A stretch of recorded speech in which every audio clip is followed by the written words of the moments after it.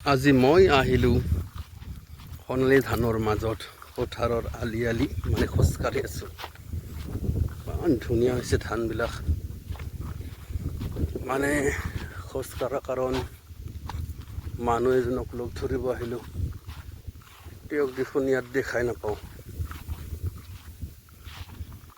চাওঁ ক'ত আছে, কিমান দূৰত। আৰু বহুতে লাহে লাহেকৈ কাটি আছে। কিছুমানৰ সোনকালে পকিছে, কিছুমানৰ সোনকালে নাই পকা, এইবিলাক কাঁচা আছে।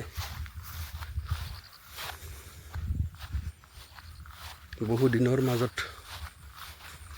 মানে মূৰত খোজ কাঢ়িলোঁ, ভাগৰি লাগে।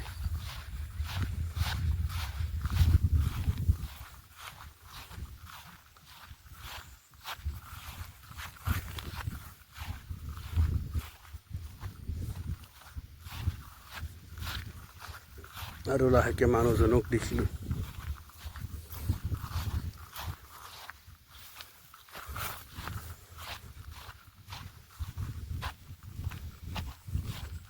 মই মানুহজনৰ লগত কথা পাতিলোঁ।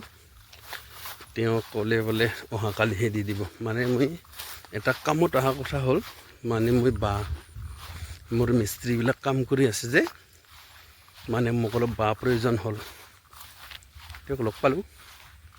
আজি আবেলি তেওঁ ধান কাটি যাই কেনে কাটিব, অহাকালি তেওঁ দি দিব।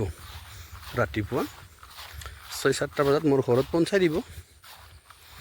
আৰু তেওঁ জানে মই যে ঘৰত নাথাকোঁ, মই যে বেলেগত থাকোঁ, সিও জানে। ৰাতিপুৱা মই দি দিম দে ক'লে। দে তেতিয়াহ'লে ঠিকে আছে। পথাৰলৈকে আহিলোঁ। তেওঁৰ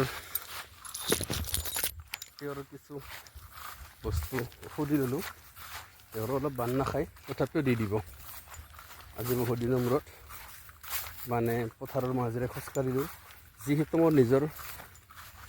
মোৰ নিজৰ ধান নাই, বেলেগৰ পথাৰৰ মাজেৰে খোজকাঢ়িলোঁ।